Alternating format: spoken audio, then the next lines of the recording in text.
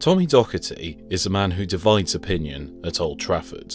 On one hand, he is seen as the man who helped the club back to silverware in the post-Busby era, whilst others point to his relegation with the club and the controversial circumstances in which his reign came to an end. One thing can be agreed on, however, is that his time in the Old Trafford hot seat was unforgettable. This is a story of Tommy Docherty, Manchester United's conflicted hero.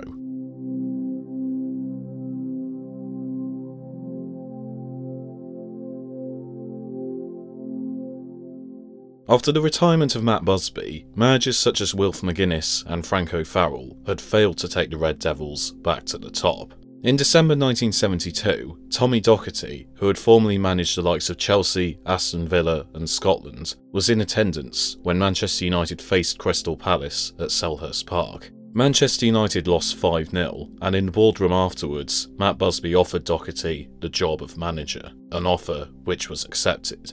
Docherty was a charismatic figure, renowned for his quick wit, and had helped Chelsea to a League Cup title, as well as building a side that would win further honours under his successor, Dave Sexton. Manchester United had fallen far since the end of the Busby era, not winning a major honour since the European Cup in 1968. Tommy Docherty kept the club up in his first season, which was bookended by the departure of club legend Bobby Charlton. Docherty's second campaign was nothing short of a disaster. 6 years on from becoming champions of Europe, in 1974, Manchester United were relegated to the second division. George Best left the club following a dispute with Docherty, and on the day their relegation was confirmed, Manchester United lost to Manchester City, with United legend Dennis Law netting for the Sky Blues. It was a catastrophe for the Reds, as they were in the second tier for the first time since the 1930s, and their glory days seemed a distant memory.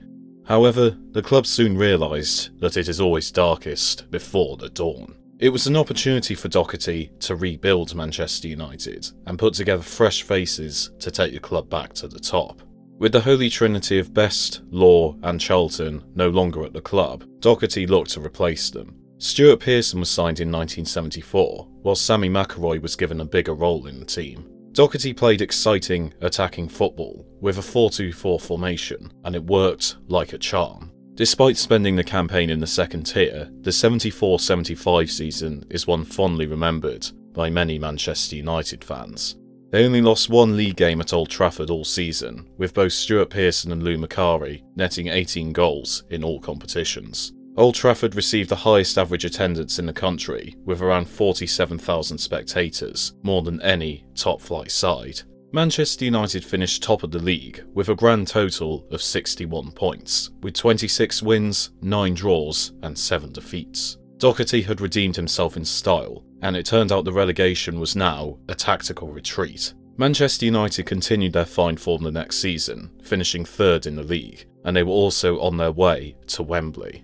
Manchester United reached the 1976 FA Cup final, where they were up against Southampton. The Saints were a second division side at the time, and had never won a major trophy in their history, so understandably, Manchester United were the favourites. But what followed shocked the footballing world. A late winner from Southampton striker Bobby Stokes won the cup for the Saints, and Manchester United's golden opportunity had passed them by. It was one of the biggest shocks in the history of the competition, and many wondered if Manchester United had blown their chance to return to glory. The next season, Manchester United finished 6th and would be back at Wembley for another shot at the FA Cup.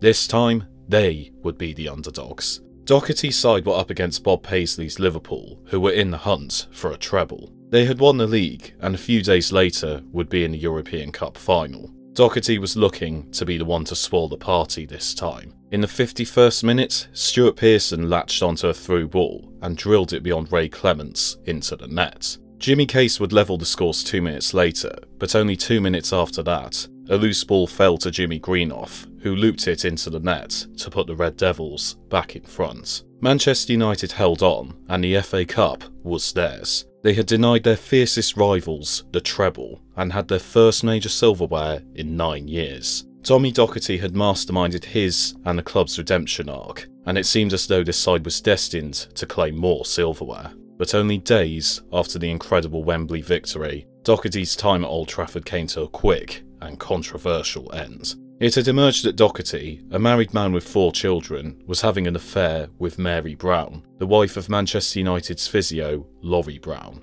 Docherty was soon sacked after the affair became public knowledge. It was a sorry end to a tenure that was starting to promise so much, and Manchester United would not win another major honour until the FA Cup under Ron Atkinson in 1983. One is left to wonder what might have been had Docherty remained at Old Trafford. Docherty himself said that he was the first manager to be sacked for falling in love, and he would spend the rest of his life with Mary Brown, saying that she was worth 20 Manchester Uniteds.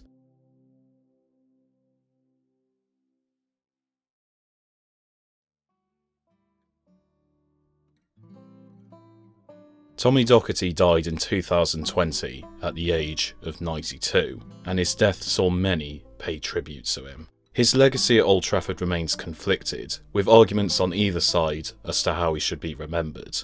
Whilst he got the club relegated and left one of the biggest jobs in football in scandalous circumstances, he also stopped the rot at Old Trafford, bringing them a memorable second division title and FA Cup, as well as stopping Liverpool winning the treble, so that Manchester United could be the first club to do so in 1999. He was able to entertain and bring them glory, the 2 most important things in football, and for that, he will forever remain Manchester United's conflicted hero.